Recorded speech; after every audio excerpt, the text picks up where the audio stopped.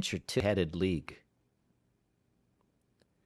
I had called upon my friend, Mr. Sherlock Holmes, one day in the autumn of last year, and found him in deep conversation with a very stout, florid-faced, elderly gentleman with fiery red hair. With an apology for my intrusion, I was about to withdraw, when Holmes pulled me abruptly into the room and closed the door behind me. "You could not possibly have come at a better time, my dear Watson," he said cordially. "I was afraid that you were engaged." "So I am, very much so." "Then I can wait in the next room." "Not at all.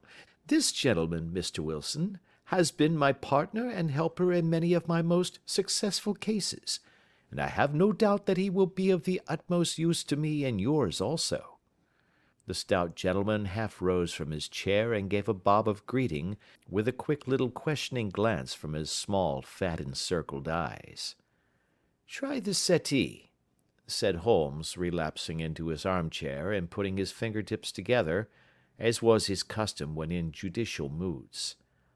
"I know, my dear Watson, that you share my love of all that is bizarre and outside the conventions and humdrum routine of everyday life. You have shown your relish for it by the enthusiasm which has prompted you to chronicle, and, if you will excuse my saying so, somewhat to embellish so many of my own little adventures." "Your cases have indeed been of the greatest interest to me," I observed.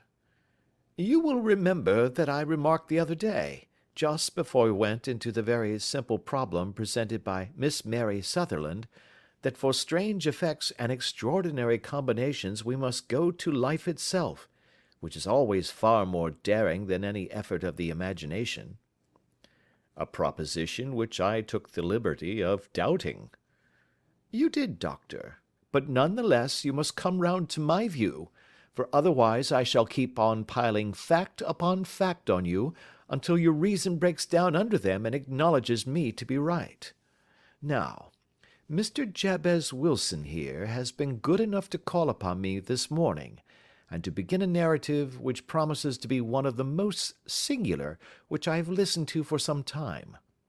You have heard me remark that the strangest and most unique things are very often connected not with the larger but with the smaller crimes, and occasionally, indeed, where there is room for doubt whether any positive crime has been committed.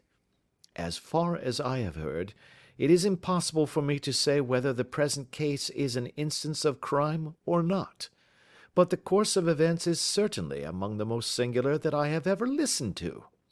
Perhaps, Mr. Wilson, you would have the great kindness to recommence your narrative. I ask you not merely because my friend Dr. Watson has not heard the opening part, but also because the peculiar nature of the story makes me anxious to have every possible detail from your lips. As a rule, when I have heard some slight indication of the course of events, I am able to guide myself by thousands of other similar cases which occur to my memory. In the present instance, I am forced to admit that the facts are, to the best of my belief, unique." The portly client puffed out his chest with an appearance of some little pride, and pulled a dirty and wrinkled newspaper from the inside pocket of his greatcoat. As he glanced down the advertisement column, with his head thrust forward and the paper flattened out upon his knee, I took a good look at the man and endeavoured, after the fashion of my companion, to read the indications which might be presented by his dress or appearance. I did not gain very much, however, by my inspection. Our visitor bore every mark of being an average, commonplace British tradesman, obese, pompous, and slow. He wore rather baggy grey shepherd's check trousers, a not over-clean black frock-coat, unbuttoned in the front, and a drab waistcoat with a heavy brassy Albert chain, and a square pierced bit of metal dangling down as an ornament. A frayed top hat and a faded brown overcoat with a wrinkled velvet collar lay upon a chair beside him. Altogether, look as I would, there was nothing remarkable about the man save his blazing red head, and the expression of extreme chagrin and discontent upon his features. Sherlock Holmes's quick eye took in my occupation, and he shook his head with a smile as he noticed my questioning glances. Beyond the obvious facts that he has at some time done manual labour, that he takes snuff, that he is a Freemason, that he has been in China, and that he has done a considerable amount of writing lately, I can deduce nothing else." Mr. Jabez Wilson started up in his chair, with his forefinger upon the paper, but his eyes upon my companion. "How, in the name of good fortune, did you know all that, Mr. Holmes?" he asked. "How did you know, for example, that I did manual labour? It's as true as gospel, for I began as a ship's carpenter." "Your hands, my dear sir. Your right hand is quite a size larger than your left. You have worked with it, and the muscles are more developed." "Well, the snuff, then, and the Freemasonry?" "I won't insult your intelligence by telling you how I read that, especially as, rather against the strict rules of your order, you use an arc and compass breastpin." "Ah, of course, I forgot that. But the writing?" "What else can be indicated by that right cuff so very shiny for 5 inches, and the left one with the smooth patch near the elbow where you rested upon the desk?" "Well, but China?" "The fish that you have tattooed immediately above your right wrist could only have been done in China. I have made a small study of tattoo marks, and have even contributed to the literature of the subject. That trick of staining the fish's scales of a delicate pink is quite peculiar to China. When, in addition, I see a Chinese coin hanging from your watch chain, the matter becomes even more simple." Mr. Jabez Wilson laughed heavily. "Well, I never," said he. "I thought at first that you had done something clever, but I see that there was nothing in it after all." "I begin to think, Watson," said Holmes, "that I make a mistake in explaining. Omne ignoratum pro magnifico, you know, and my poor little reputation, such as it is, will suffer shipwreck if I am so candid. Can you not find the advertisement, Mr. Wilson?" "Yes, I have got it now," he answered with his thick red finger planted halfway down the column. "Here it is. This is what began it all. You just read it for yourself, sir." I took the paper from him and read as follows: "To the Red-Headed League. On account of the bequest of the late Ezekiah Hopkins, of Lebanon, Pennsylvania, U.S.A., there is now another vacancy open which entitles a member of the League to a salary of £4 a week for purely nominal services. All red-headed men who are sound in body and mind, and above the age of 21 years, are eligible. Apply in person on Monday at 11 o'clock to Duncan Ross, at the offices of the League, 7 Pope's Court, Fleet Street." "What on earth does this mean?" I ejaculated after I had twice read over the extraordinary announcement. Holmes chuckled and wriggled in his chair, as was his habit when in high spirits. "It is a little off the beaten track, isn't it?" said he. "And now, Mr. Wilson, off you go at scratch and tell us all about yourself, your household, and the effect which this advertisement had upon your fortunes. You will first make a note, Doctor, of the paper and the date." "It is the Morning Chronicle of April 27, 1890, just 2 months ago." "Very good. Now, Mr. Wilson?" "Well, it is just as I have been telling you, Mr. Sherlock Holmes," said Jabez Wilson, mopping his forehead. "I have a small pawnbroker's business at Coburg Square, near the city. It's not a very large affair, and of late years it has not done more than just give me a living. I used to be able to keep 2 assistants, but now I only keep 1, and I would have a job to pay him but that he is willing to come for half wages so as to learn the business." "What is the name of this obliging youth?" asked Sherlock Holmes. His name is Vincent Spaulding, and he's not such a youth either. It's hard to say his age. I should not wish a smarter assistant, Mr. Holmes, and I know very well that he could better himself and earn twice what I am able to give him. But, after all, if he is satisfied, why should I put ideas in his head?" "Why, indeed?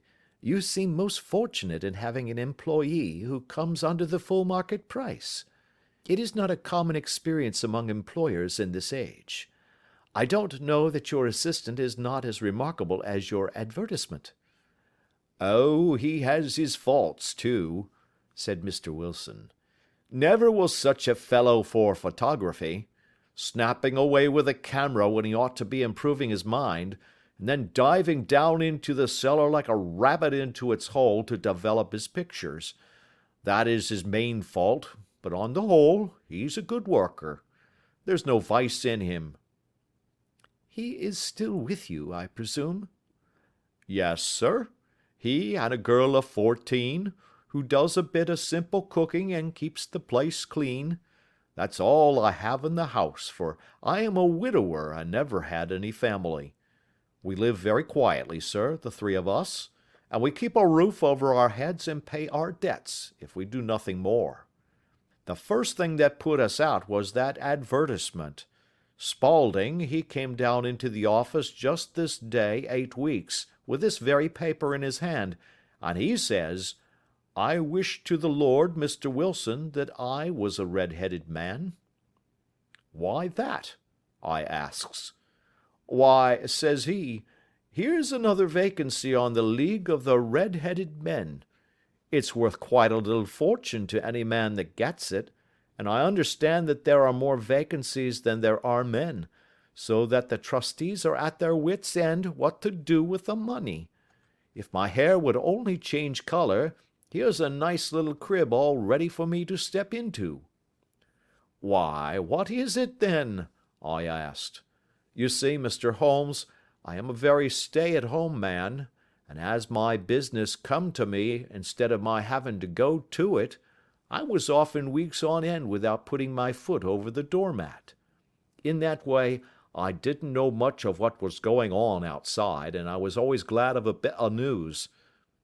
Have you never heard of the League of the Red-Headed Men?' he asked with his eyes open. 'Never.' 'Why, I wonder at that, for you are eligible yourself for one of the vacancies.' 'And what are they worth?' I asked. 'Oh, merely a couple of hundred a year, but the work is slight, and it need not interfere very much with one's other occupations.' Well, you can easily think that that made me prick up my ears, for the business has not been over good for some years, and an extra couple of hundred would have been very handy. 'Tell me all about it,' said I. 'Well,' said he, showing me the advertisement, 'you can see for yourself that the League has a vacancy, and there is the address where you should apply for particulars. As far as I can make out, the League was founded by an American millionaire, Ezekiah Hopkins, who was very peculiar in his ways. He was himself red-headed, and he had a great sympathy for all red-headed men. So, when he died, it was found that he had left his enormous fortune in the hands of trustees, with instructions to apply the interest to the providing of easy berths to men whose hair is of that color.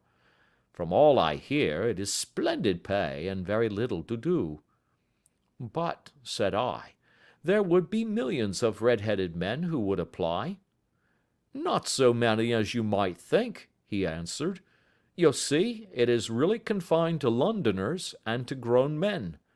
This American had started from London when he was young, and he wanted to do the old town a good turn. Then again, I have heard it is no use your applying if your hair is light red, or dark red, or anything but real bright, blazing, fiery red. Now, if you cared to apply, Mr. Wilson, you would just walk in, but perhaps it would hardly be worth your while to put yourself out of the way for the sake of a few £100. Now, it is a fact, gentlemen, as you may see for yourselves, that my hair is of a very full and rich tint, so that it seemed to me that if there was to be any competition in the matter, I stood as good a chance as any man that I had ever met.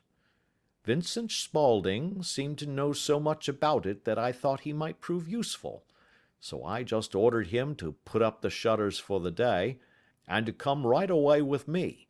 He was very willing to have a holiday, so we shut the business up and started off for the address that was given us in the advertisement. I never hope to see such a sight as that again, Mr. Holmes. From north, south, east, and west, every man who had a shade of red in his hair had tramped into the city to answer the advertisement.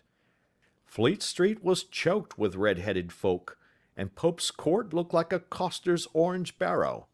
I should not have thought there were so many in the whole country as were brought together by that single advertisement. Every shade of color they were: straw, lemon, orange, brick, Irish setter, liver, clay. But, as Spaulding said, there were not many who had the real vivid flame-colored tint. When I saw how many were waiting, I would have given it up in despair, but Spaulding would not hear of it. How he did it, I could not imagine, but he pushed and pulled and butted until he got me through the crowd, and right up to the steps which led to the office. There was a double stream upon the stair, some going up in hope, and some coming back dejected, but we wedged in as well as we could, and soon found ourselves in the office. "Your experience has been a most entertaining one," remarked Holmes as his client paused and refreshed his memory with a huge pinch of snuff. "Pray continue your very interesting statement." There was nothing in the office but a couple of wooden chairs and a deal table, behind which sat a small man with a head that was even redder than mine. He said a few words to each candidate as he came up, and then he always managed to find some fault in them which would disqualify them. Getting a vacancy did not seem to be such a very easy matter, after all. However, when our turn came, the little man was much more favorable to me than to any of the others, and he closed the door as we entered, so that he might have a private word with us. "This is Mr. Jabez Wilson," said my assistant, "and he is willing to fill a vacancy in the league." "And he is admirably suited for it," the other answered. "He has every requirement. I cannot recall when I have seen anything so fine." He took a step backward, cocked his head on one side, and gazed at my hair until I felt quite bashful. Then suddenly he plunged forward, wrung my hand, and congratulated me warmly on my success. "It would be injustice to hesitate," said he. "You will, however, I am sure, excuse me for taking an obvious precaution." With that he seized my hair in both his hands and tugged until I yelled with the pain. "There is water in your eyes," said he as he released me. "I perceive that all is as it should be. But we have to be careful, for we have twice been deceived by wigs and once by paint. I could tell you tales of cobbler's wax which would disgust you with human nature." He stepped over to the window and shouted through it at the top of his voice that the vacancy was filled. A groan of disappointment came up from below, and the folk all trooped away in different directions until there was not a red head to be seen except my own and that of the manager. "My name," said he, "is Mr. Duncan Ross, and I am myself one of the pensioners upon the fund left by our noble benefactor. Are you a married man, Mr. Wilson? Have you a family?" I answered that I had not. His face fell immediately. "Dear me," he said gravely, "that is very serious indeed. I am sorry to hear you say that. The fund was, of course, for the propagation and spread of the redheads as well as for their maintenance. It is exceedingly unfortunate that you should be a bachelor." My face lengthened at this, Mr. Holmes, for I thought that I was not to have the vacancy after all, but after thinking it over for a few minutes he said that it would be all right. "In the case of another," said he, "the objection might be fatal. but we must stretch a point in favor of a man with such a head of hair as yours. When shall you be able to enter upon your new duties?" "Well, it is a little awkward, for I have a business already," said I. "Oh, never mind about that, Mr. Wilson," said Vincent Spaulding. "I shall be able to look after that for you." "What would be the hours?" I asked. 10 to 2. Now, a pawnbroker's business is mostly done of an evening, Mr. Holmes, especially Thursday and Friday evening, which is just before payday, so it would suit me very well to earn a little in the mornings. Besides, I knew that my assistant was a good man, and that he would see to anything that turned up. "That would suit me very well," said I. "And the pay?" "Is £4 a week." "And the work?" "Is purely nominal." "What do you call purely nominal?" "Well, you have to be in the office, or at least in the building, the whole time.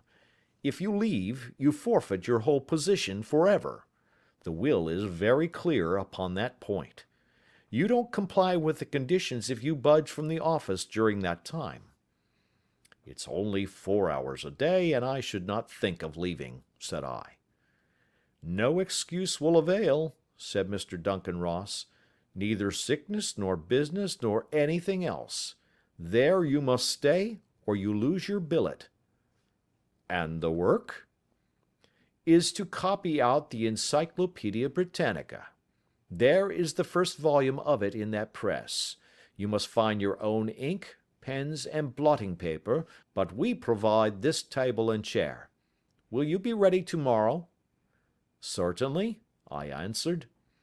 "Then good-bye, Mr. Jabez Wilson, and let me congratulate you once more on the important position which you have been fortunate enough to gain."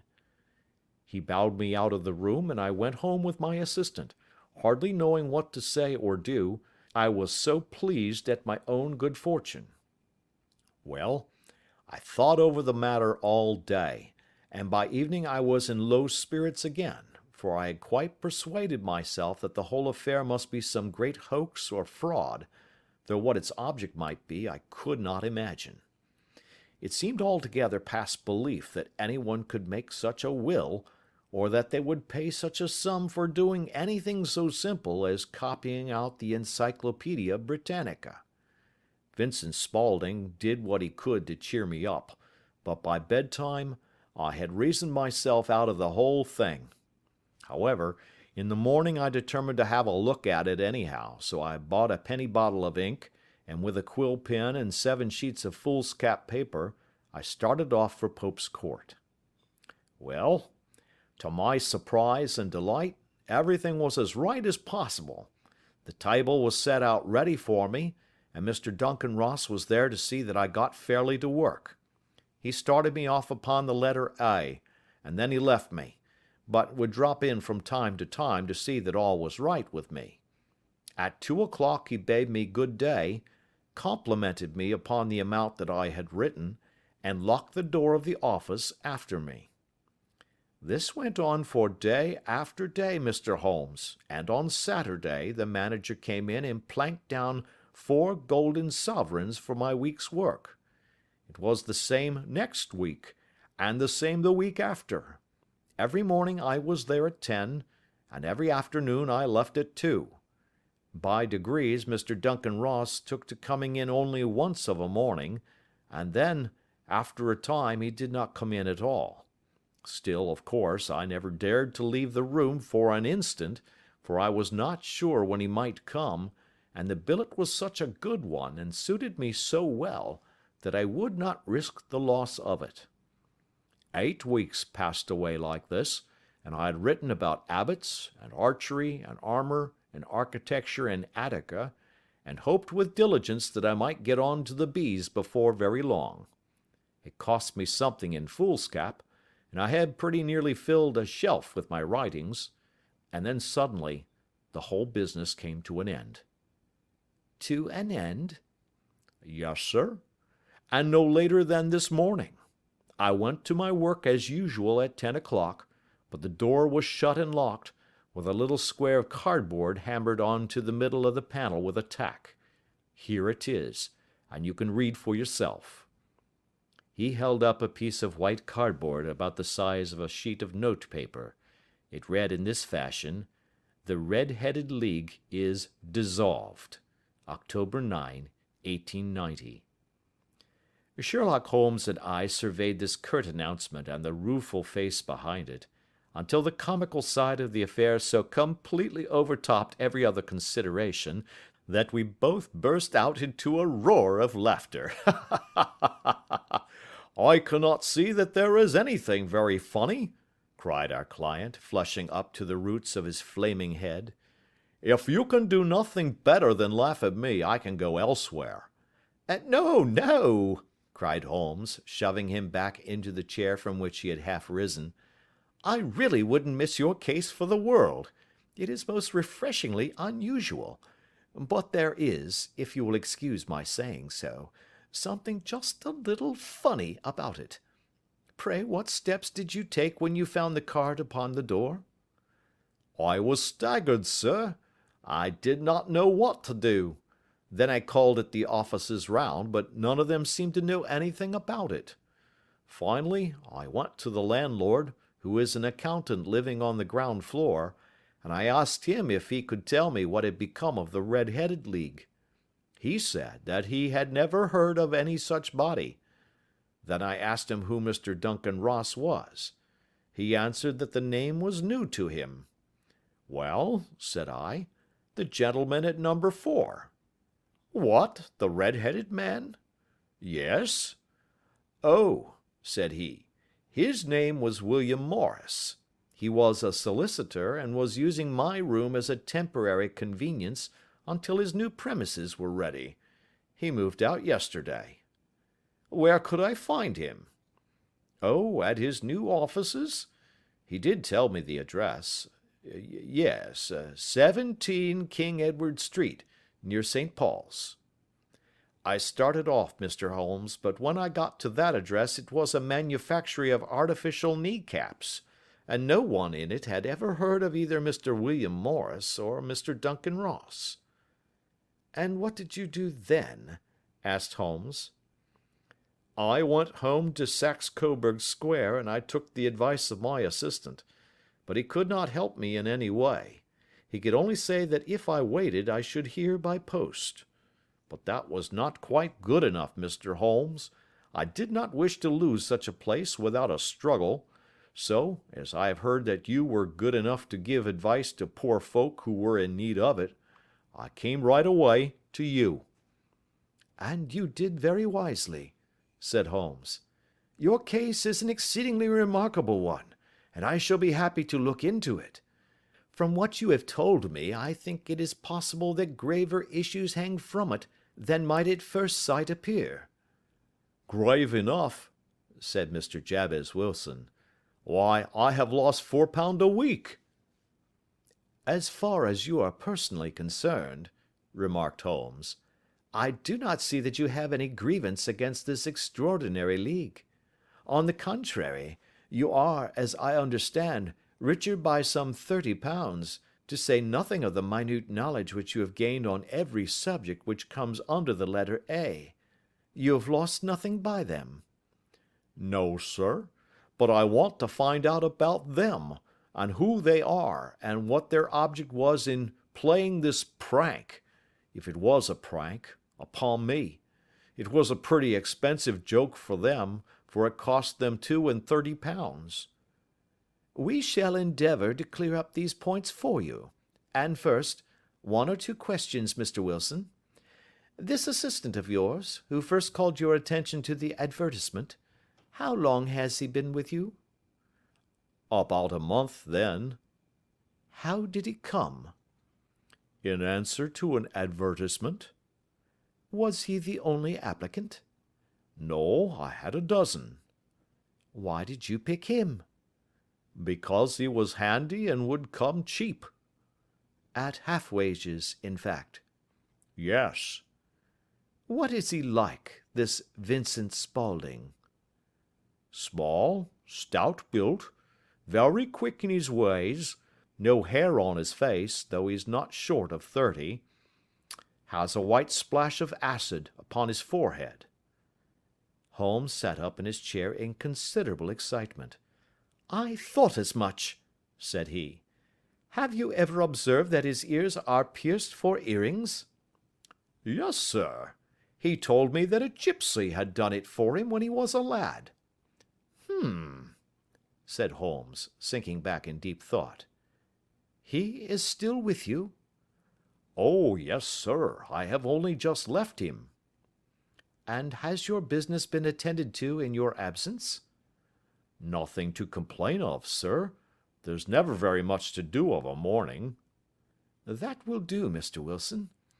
I shall be happy to give you an opinion upon the subject in the course of a day or two.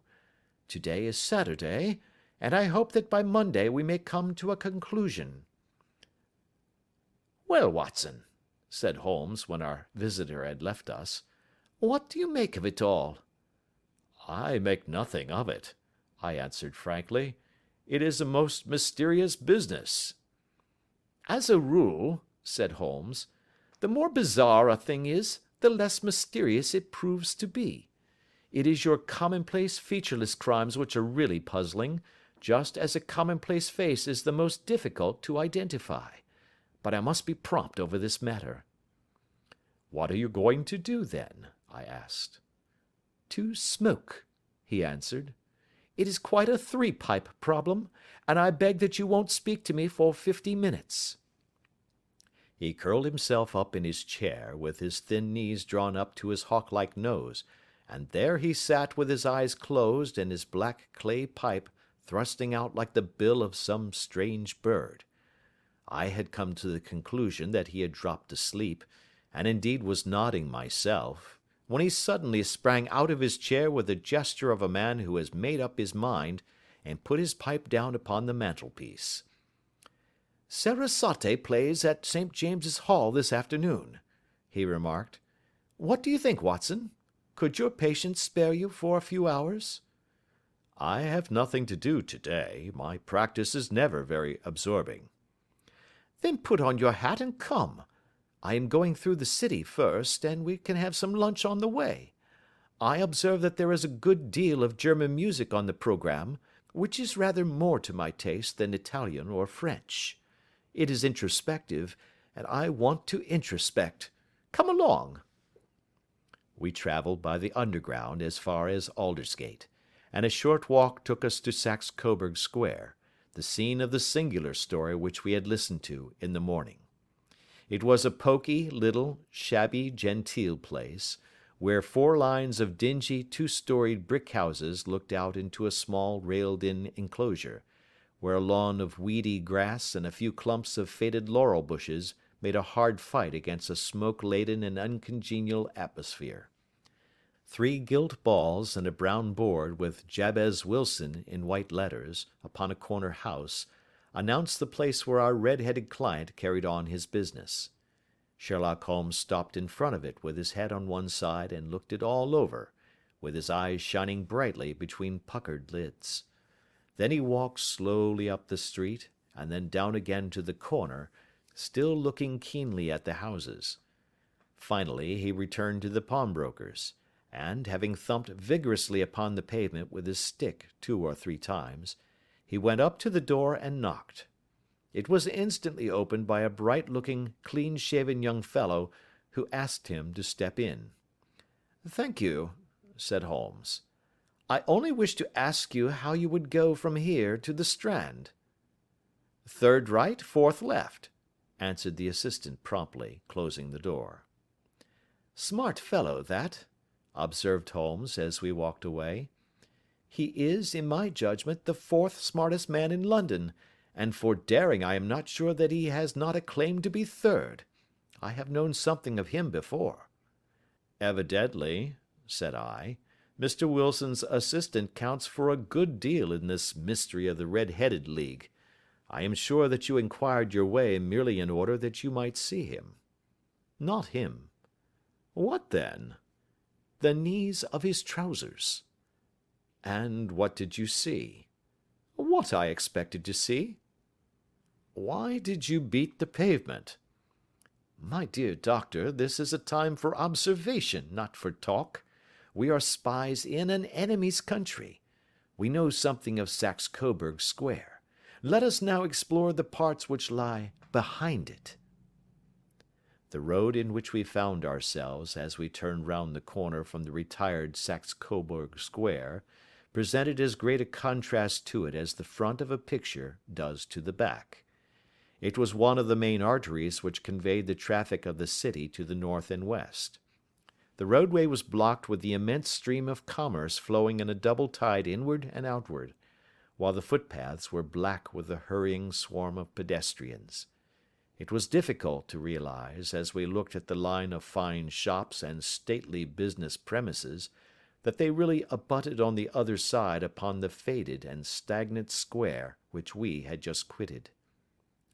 "Let me see," said Holmes, standing at the corner and glancing along the line.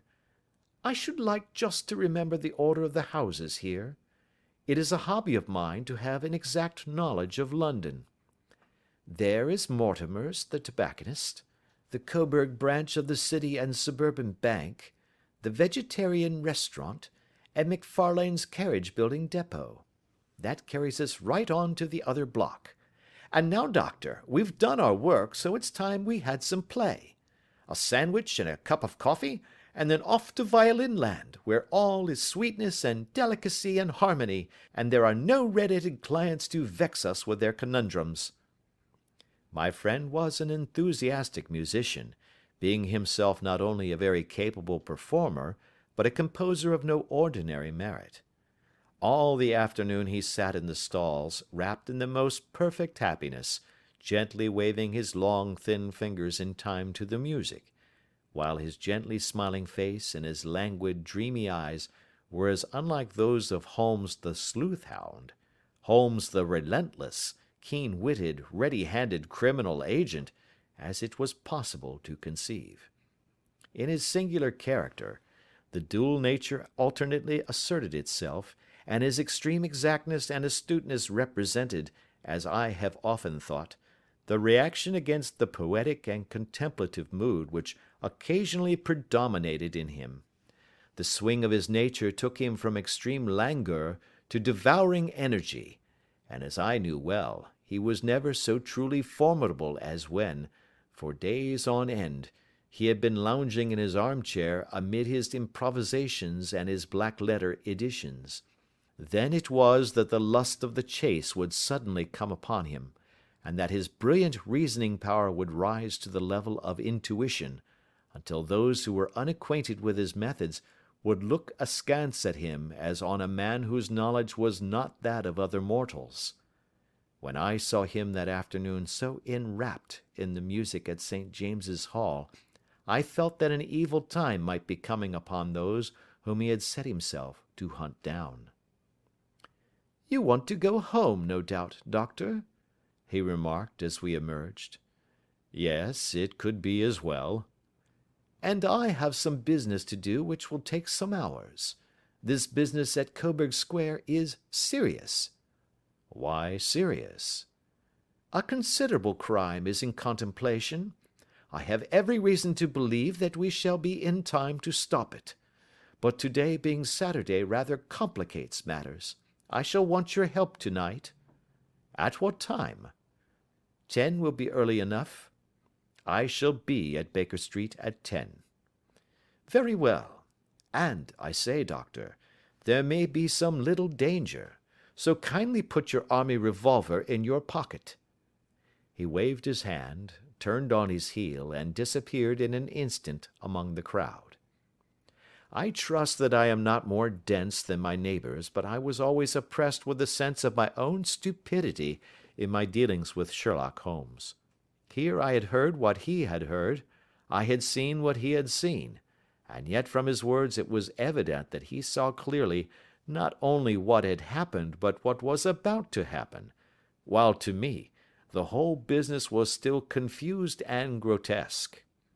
As I drove home to my house in Kensington, I thought over it all, with the extraordinary story of the red-headed copier of the Encyclopedia, down to the visit to Saxe Coburg Square, and the ominous words with which he had parted from me. What was this nocturnal expedition, and why should I go armed? Where were we going, and what were we to do? I had the hint from Holmes that this smooth-faced pawnbroker's assistant was a formidable man, a man who might play a deep game. I tried to puzzle it out, but only gave it up in despair and set the matter aside until night should bring an explanation. It was 9:15 when I started from home and made my way across the park, and so through Oxford Street to Baker Street.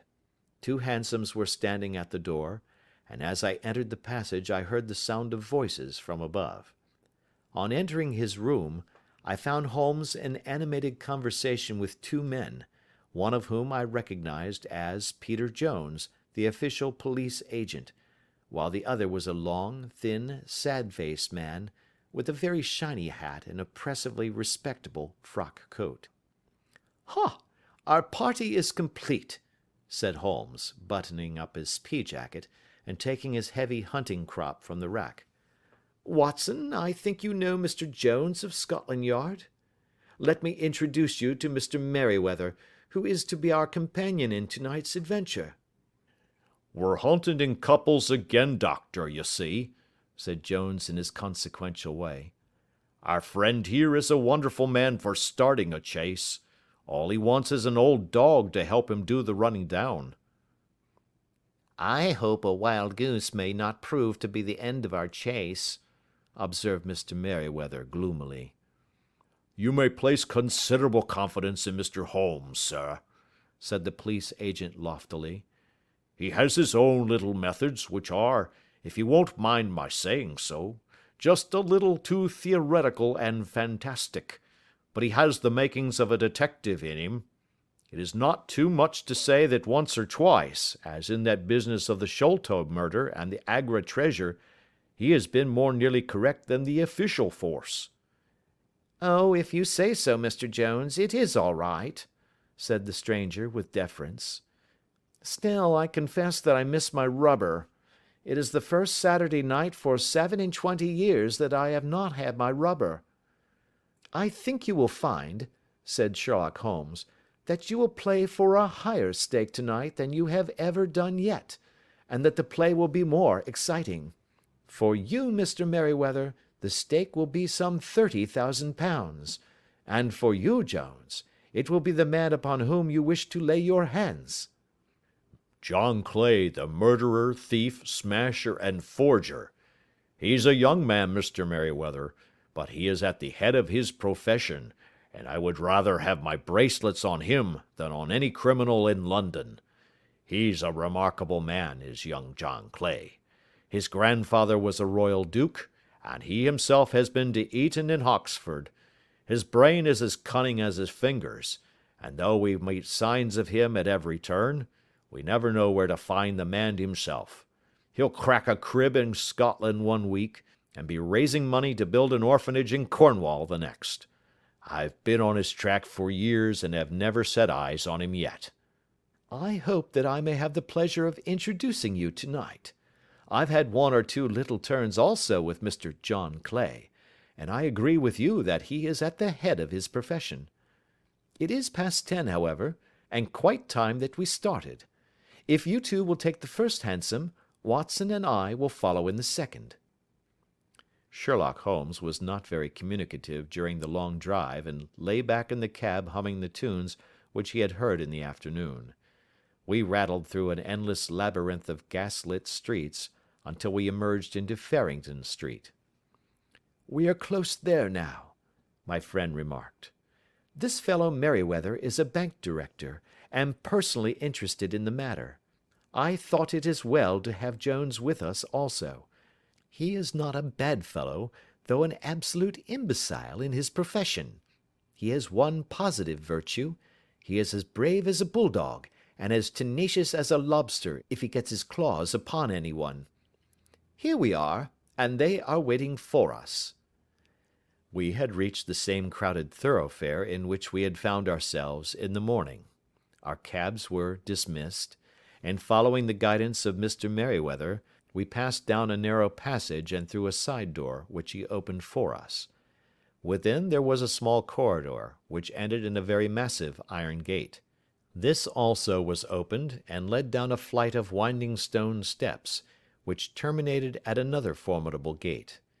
Mr. Merryweather stopped to light a lantern, and then conducted us down a dark, earth-smelling passage, and so, after opening a third door, into a huge vault or cellar, which was piled all round with crates and massive boxes. "You are not very vulnerable from above," Holmes remarked as he held up the lantern and gazed about him.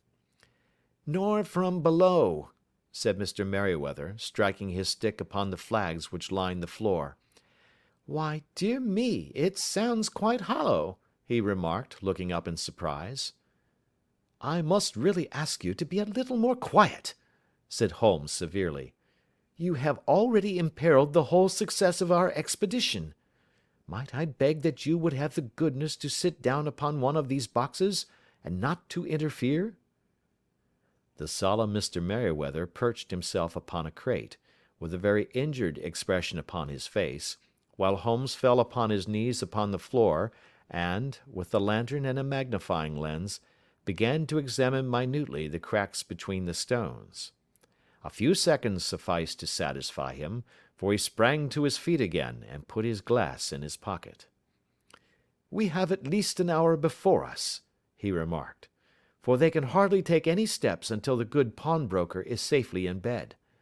Then they will not lose a minute, for the sooner they do their work, the longer time they will have for their escape. We are at present, Doctor, as no doubt you have divined, in the cellar of the City branch of one of the principal London banks.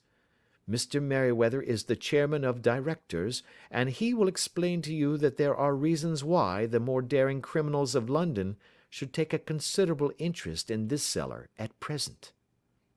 "It is our French gold," whispered the director. "We have had several warnings that an attempt might be made upon it." "Your French gold?" "Yes. We had occasion some months ago to strengthen our resources, and borrowed for that purpose 30,000 Napoleons from the Bank of France. It has become known that we have never had occasion to unpack the money, and that it is still lying in our cellar. The crate upon which I sit contains 2,000 Napoleons packed between layers of lead foil. Our reserve of bullion is much larger at present than is usually kept in a single branch office, and the directors have had misgivings upon the subject." "Which were very well justified," observed Holmes. "And now it is time that we arranged our little plans. I expect that within an hour matters will come to a head. In the meantime, Mr. Merryweather, we must put the screen over that dark lantern." "And sit in the dark?" "I am afraid so.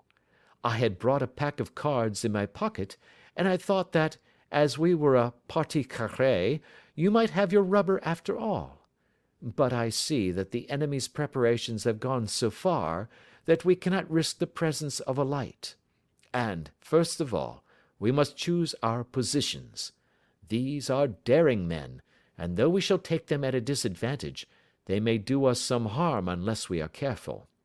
I shall stand behind this crate, and do you conceal yourselves behind those.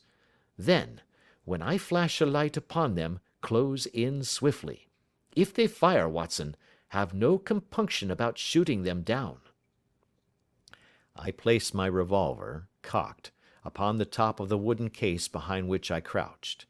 Holmes shot the slide across the front of his lantern and left us in pitch darkness, such an absolute darkness as I have never before experienced.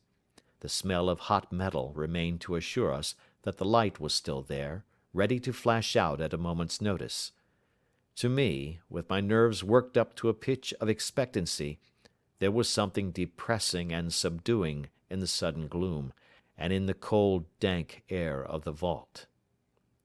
"They have but one retreat," whispered Holmes. "That is back through the house into Saxe Coburg Square. I hope that you have done what I asked you, Jones."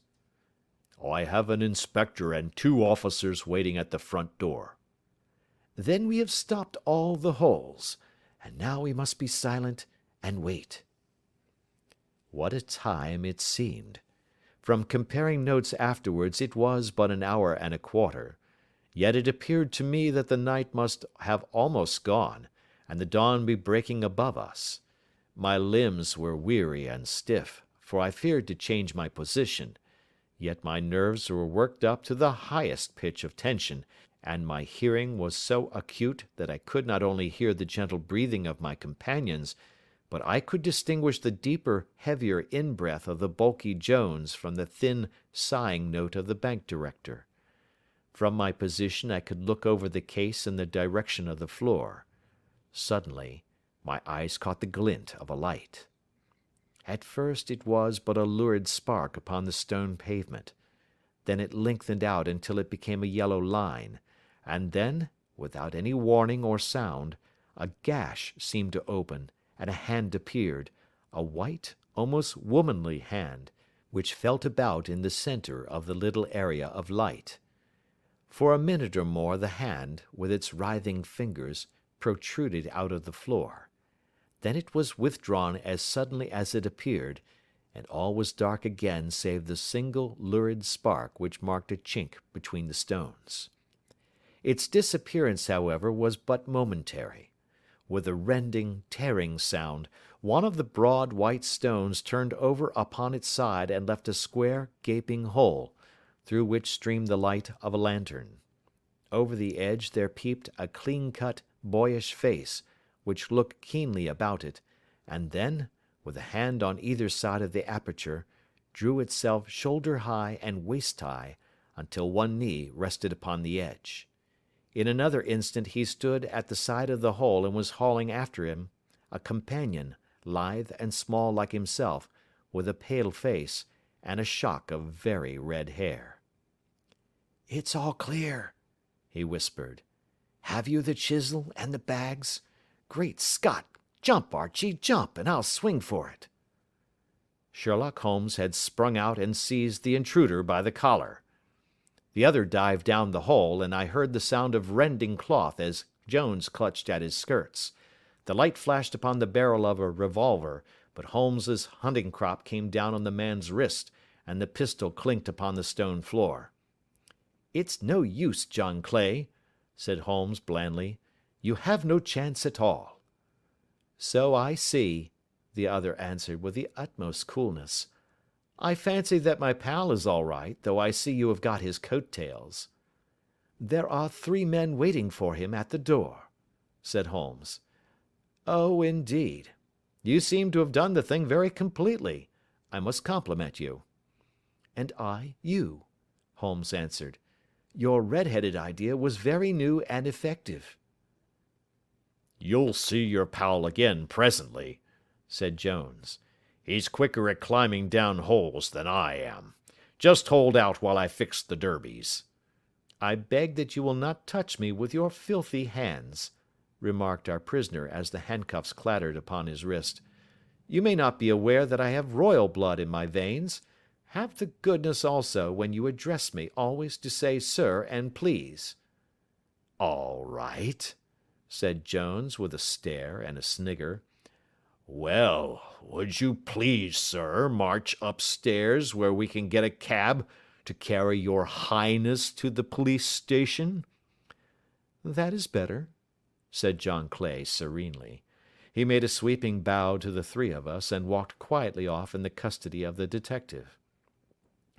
"Really, Mr. Holmes," said Mr. Merryweather, as we followed them from the cellar, "I do not know how the bank can thank you or repay you. There is no doubt that you have detected and defeated in the most complete manner one of the most determined attempts at bank robbery that have ever come within my experience." "I have had 1 or 2 little scores of my own to settle with Mr. John Clay," said Holmes. "I have been at some small expense over this matter, which I shall expect the bank to refund, but beyond that I am amply repaid by having had an experience which is in many ways unique, and by hearing the very remarkable narrative of the Red-headed League. You see, Watson," he explained in the early hours of the morning, as we sat over a glass of whiskey and soda in Baker Street. "It was perfectly obvious from the first that the only possible object of this rather fantastic business of the advertisement of the League, and the copying of the encyclopedia, must be to get this not over-bright pawnbroker out of the way for a number of hours every day. It was a curious way of managing it, but really, it would be difficult to suggest a better. The method was no doubt suggested to Clay's ingenious mind by the colour of his accomplice's hair. The £4 a week was a lure which must draw him, and what was it to them, who were playing for thousands? They put in the advertisement, one rogue has the temporary office, the other rogue incites the man to apply for it, and together they manage to secure his absence every morning in the week. From the time that I heard of the assistant having come for half wages, it was obvious to me that he had some strong motive for securing the situation." "But how could you guess what the motive was?" "Had there been women in the house, I should have suspected a mere vulgar intrigue. That, however, was out of the question. The man's business was a small one, and there was nothing in his house which could account for such elaborate preparations, and such an expenditure as they were at. It must, then, be something out of the house. What could it be? I thought of the assistant's fondness for photography, and his trick of vanishing into the cellar. The cellar! There was the end of this tangled clue. Then I made inquiries as to this mysterious assistant, and found that I had to deal with one of the coolest and most daring criminals in London. He was doing something in the cellar, something which took many hours a day for months on end. What could it be, once more? I could think of nothing save that he was running a tunnel to some other building. So far I had got when we went to visit the scene of action. I surprised you by beating upon the pavement with my stick. I was ascertaining whether the cellar stretched out in front or behind. It was not in front. Then I rang the bell, and, as I hoped, the assistant answered it. We have had some skirmishes, but we had never set eyes upon each other before. I hardly looked at his face. His knees were what I wished to see. You must yourself have remarked how worn, wrinkled, and stained they were. They spoke of those hours of burrowing. The only remaining point was what they were burrowing for. I walked round the corner, saw the City and Suburban Bank abutted on our friend's premises, and felt that I had solved my problem. When you drove home after the concert, I called upon Scotland Yard and upon the chairman of the bank directors, with the result that you have seen." "And how could you tell that they would make their attempt tonight?" I asked. "Well, when they closed their League offices, that was a sign that they cared no longer about Mr. Jabez Wilson's presence. In other words, that they had completed their tunnel. But it was essential that they should use it soon, as it might be discovered, or the bullion might be removed. Saturday would suit them better than any other day, as it would give them 2 days for their escape.